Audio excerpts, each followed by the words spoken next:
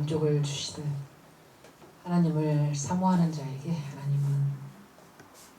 하나님의 은혜와 축복을 주신다지요. 아멘. 하나님을 사모하는 여러분 위에 하나님의 은혜와 축복이 넘치시기를 주님의 이름으로 축복합니다. 아멘. 오늘은 말씀 제목은 굿뉴스입니다. 굿뉴스. 굿뉴스. 굿뉴스가 무슨 뜻일까요? 좋은 소식. 맞습니다. 좋은 소식입니다. 좋은 소식은 무엇일까요? 복음입니다. 여러분, 복음이 무엇입니까? 복음은 보통 십자가 복음, 예수 복음 이렇게 얘기하죠. 왜 십자가가 복음이 되고 예수님이 왜 복음이 될까요? 오늘 복음이 무엇인가를 나눠보고자 합니다. 하나님은 시작으로부터 와서 나를 통해 또 다른 시작이 되십니다. 아멘. 하나님은 존재적으로 시작이 없으시지요. 그러나 사람은 시작이 있습니다. 사람의 시작은 하나님으로부터입니다. 아멘. 하나님의 형상으로부터이지요. 첫사람, 처음 사람 아담은 창조의 원형입니다.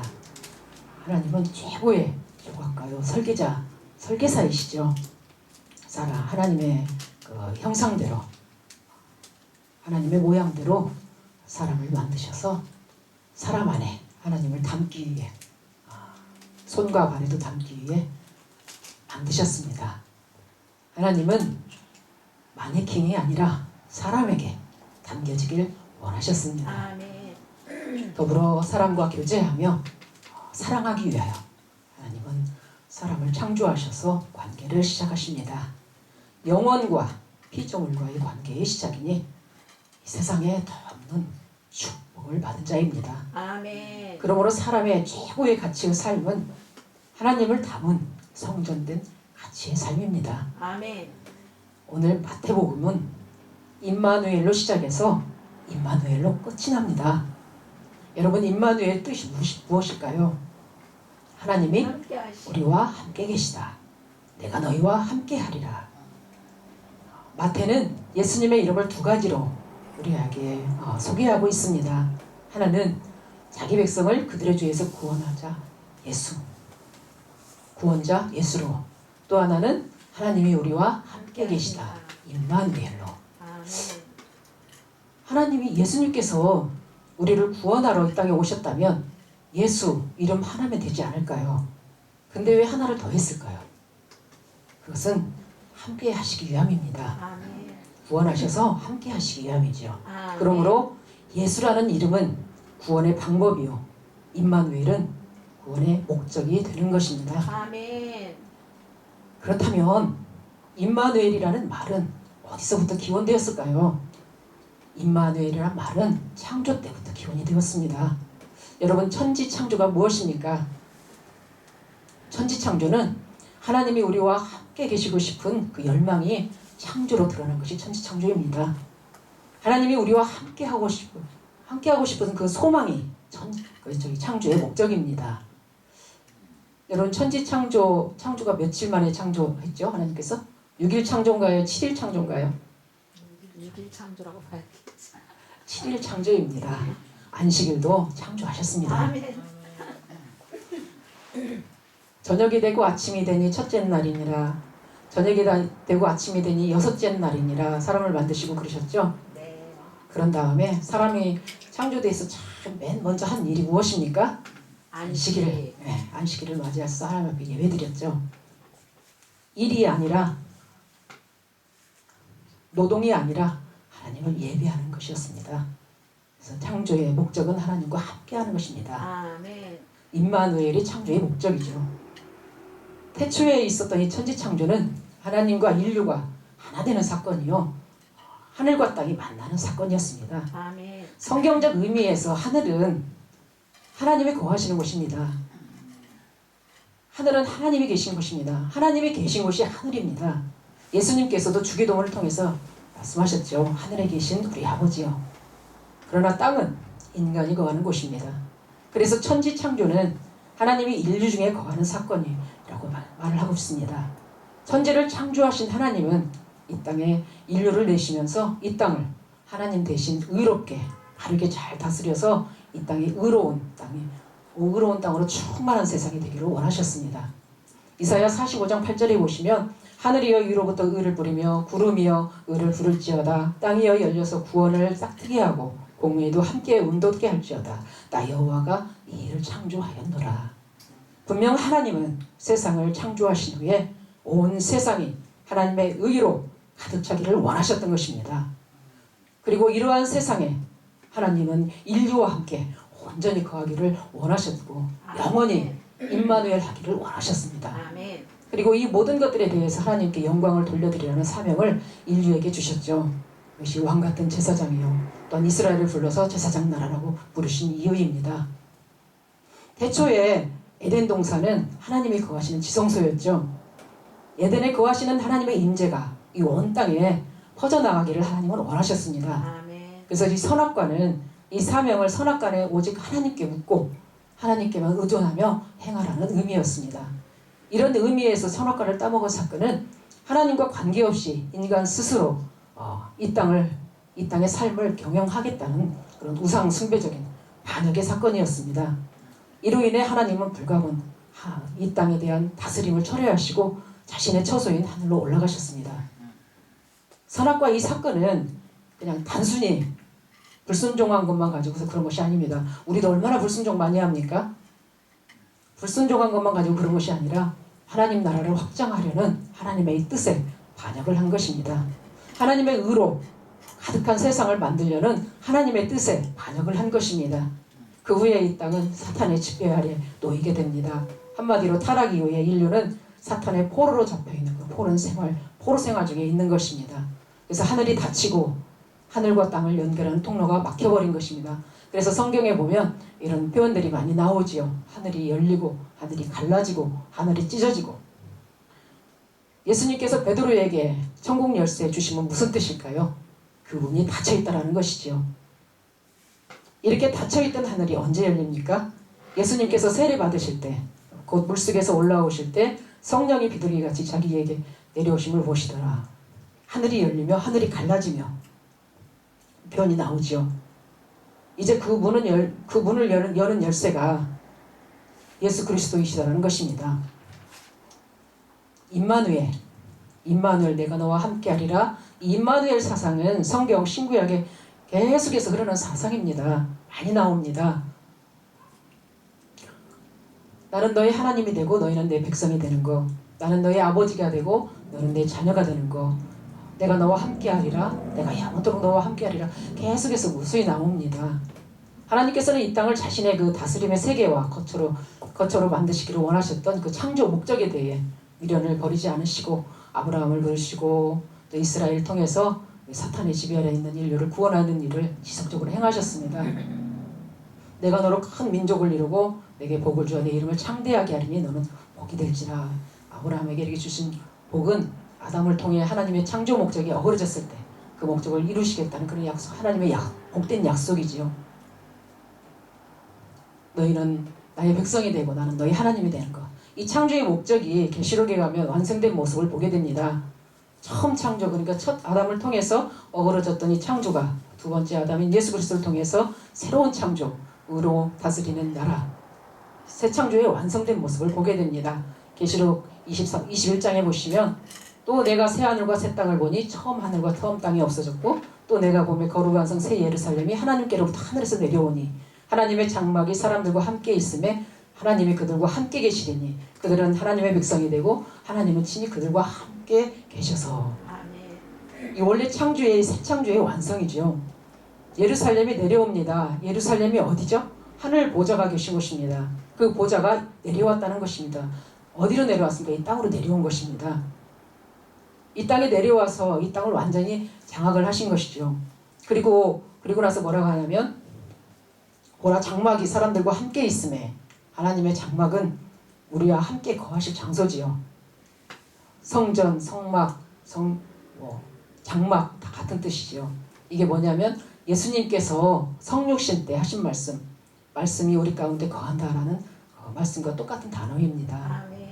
그러니까 성경의 전체적인 주제는 임마누엘인데 하나님은 우리와 함께 거하시되 그분은 우리의 하나님이 되고 우리는 그의 백성이 되는 것. 이것이 바로 천국이고 이것이 바로 창조의 목적이며 이것이 하나님의 꿈입니다. 예수님은 이 하나님의 이 뜻을 알고 십자가 앞에서 순종하셨죠. 하나님께서 그 성실함으로 이루실 줄 믿고 순종하신 것입니다. 아멘. 그래서 우리가 기도할 때 예수님 감사합니다. 나의 죄를 위해서 십자가에 달려 돌아가시고 하나님 믿습니다. 예수님 믿습니다. 이렇게 기도하지만 그러나 예수님의 그 믿음 그것을 넘어서 예수님의 그 믿음을 믿습니다. 라고 우리는 고백을 하는 것입니다. 창조는 하늘과 땅의 만남이라고 말씀드렸습니다. 그것이 창조의 목적이었죠. 하늘에 있는 하나님의 의와 하나님의 현존을 이 땅으로 확장시킨 것이 창조입니다. 하나님이 계신 것이 원래가 하늘이죠. 그런데 이것을 확장시켜서 땅에까지 내려온 것을 천지창조라고 합니다. 성경에 보면 항상 방향이 하늘에서 땅입니다. 땅에서 올라가는 것은 한 서너 가지밖에 되지 않습니다. 항상 하늘에서 땅으로 내려옵니다. 그때 창조의 목적이 뭐냐 하면 나는 너의 하나님이 되고 너희는 나의 백성이 되는 것이었죠. 내가 너희 중에 함께하리라. 그것이죠. 임마누엘이죠. 그런데 인간이 싫다고 한 것입니다. 그러니까 뭐가 됐냐면 하늘과 땅이 분리가 됐습니다. 하늘과 땅이 분리가 생긴 거예요. 그래서 구약에서는 때때로 하늘과 땅이 만나는 것이 있었죠. 그것이 야곱이 베델에서의 그 사닥다리 위에 창세기 28장에 보시면 하나님이 그 사닥다리 끝에 하나님이 서 계셨는데 또 본즉 여호와께서 그 위에 서서 이르시되 나는 여호와니 너의 주고 아브라함의 하나님이요 이삭의 하나님이라. 그것이 요한복음 1장에 보시면 나다나엘에게 예수님께서 이렇게 말씀하십니다.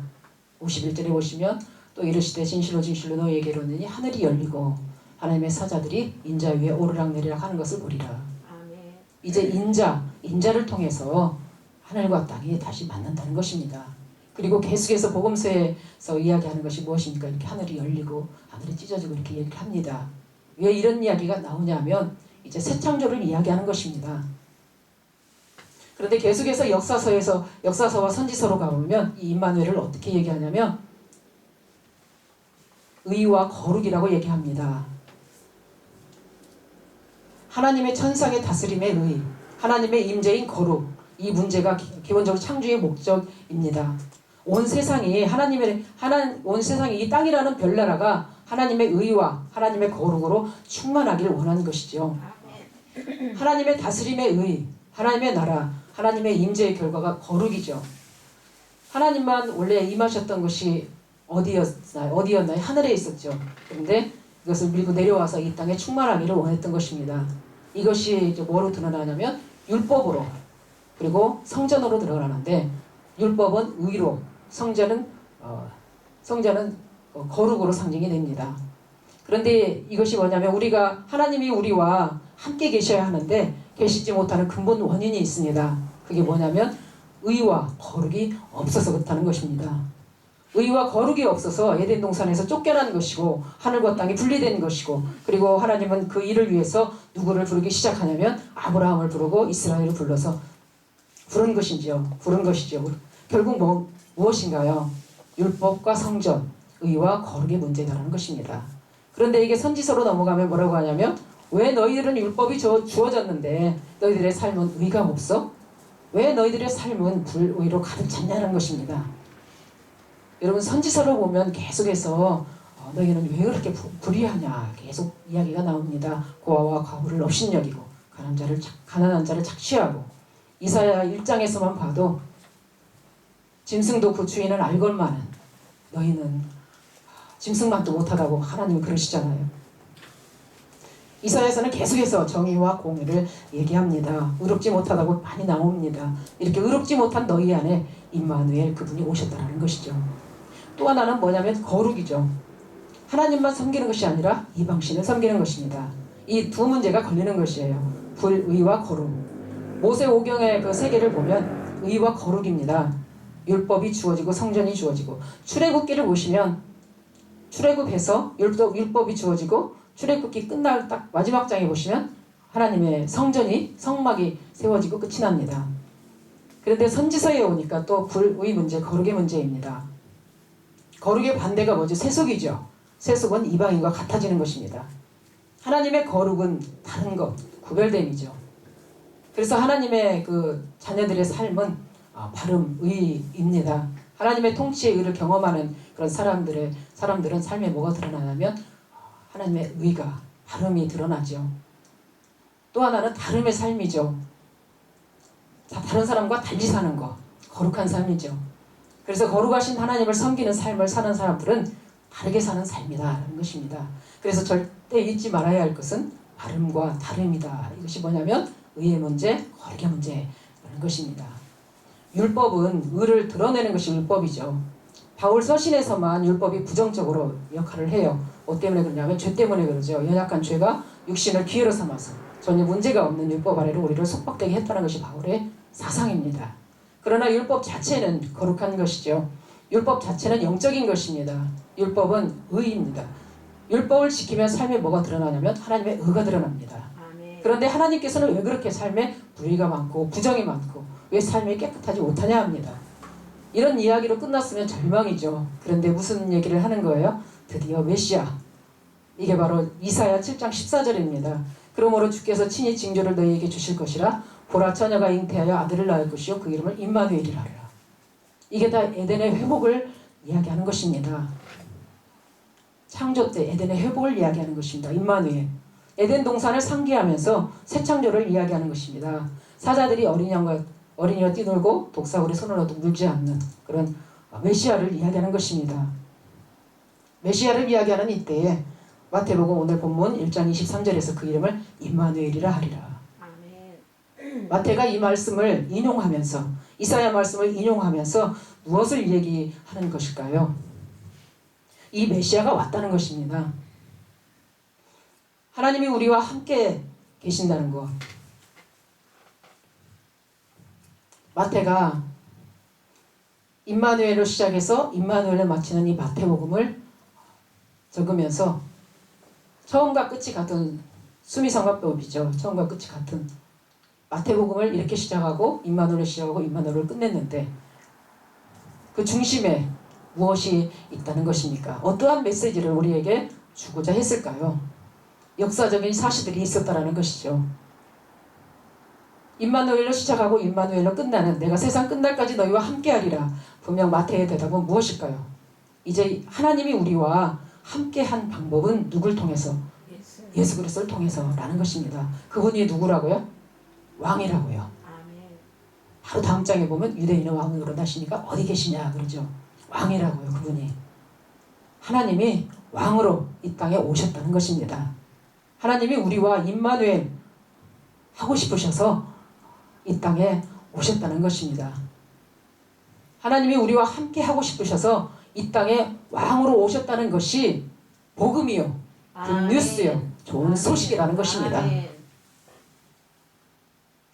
그래서 이 복음을 이룬 것이 십자가이고 그래서 십자가의 길, 주님의 길 그러잖아요. 그래서 이 복음을 이룬 것이 십자가의 길이고 이루신 분이 예수님입니다. 그래서 우리가 예수님 보고 복음이라고 얘기하고 십자가 보고 우리가 복음이라고 얘기를 하는 것입니다.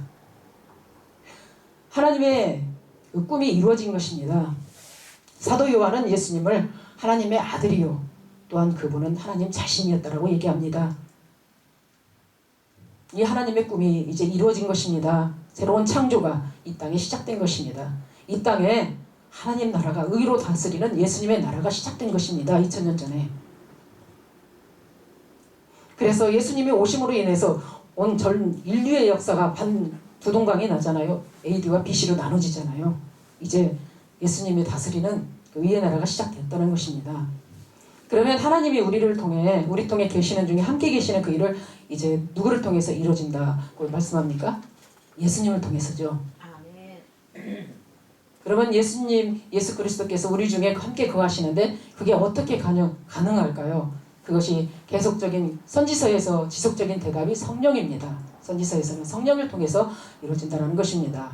하나님이 우리 중에 거하시는 방식을 이제 누굴 통해서 하시는 거냐면 성령을 통해서다라는 것입니다. 성령이 누구입니까? 어떤 데는 주의 영, 어떤 데는 하나님의 영이라고 합니다. 하나님께서 창조 때 우리 중에 그렇게 함께 하시기를 원하셨던 하나님의 그 꿈이 이제는 누구를 통해서 우리 안에 거하신다고요? 성령을 통해서 이루어진다는 것입니다. 하나님의 꿈을 이루어 가신다는 것입니다. 성령의 옷이 없어서 해도 여러분 안에 이미 있는 것입니다. 계신 것입니다. 주님을 영접했을 때 이미 여러분 안에 임하셨습니다. 여러분 안에 계시는 성령을 날마다 인격적으로 존중해 줘야 됩니다. 인격적으로 인식을 해야 합니다. 성령은 인격적인 분이십니다. 그분을 내 삶의 주인으로 인도자로 늘 인식하면서 그분의 인도함을 받는 여러분 다 되시기를 주님의 이름으로 축복합니다. 아멘. 이 성령의 사역은 피조물들에 대한 하나님의 접촉의 완성이요 하나님의 사역의 절정입니다. 하나님은 여러분과 얼마나 여러분과 함께 하시기를 원하셨는지 자기 자식까지 내어주시면서 이 땅에 오신 것입니다. 하나님을 담은 성전된 여러분은 이 세상에서 가장 가치 있는 삶을 사시는 것입니다. 아멘. 여러분 안에 하나님의 길이 담겨져 있습니다. 여러분을 통해서 또 다른 누군가에게 하나님의 꿈이 실현되어지기를 소망합니다. 임마누엘로 시작해서 임마누엘로 끝나는 마태복음을 소개하면서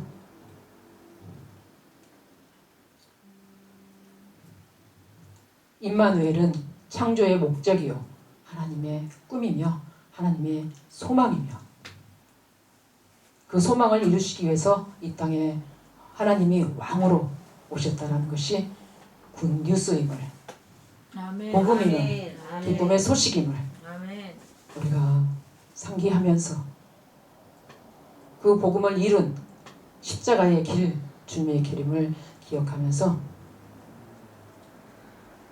골고다 언덕길에서 십자가를 지시고 그 복음을 이루시기 위하여 십자가를 지시고 육신의 길과 영혼의 길, 죽음의 길과 생명의 길을 우리에게 생생히 보여주시고 우리에게 생명 주신 우리 주님을 생각하면서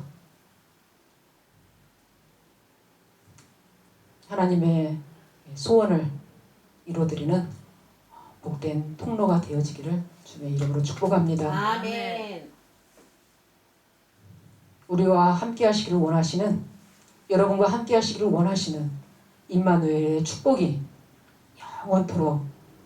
영원토록 여러분과 함께 하시기를 주님의 이름으로 축복합니다. 아멘. 기도드리겠습니다. 하나님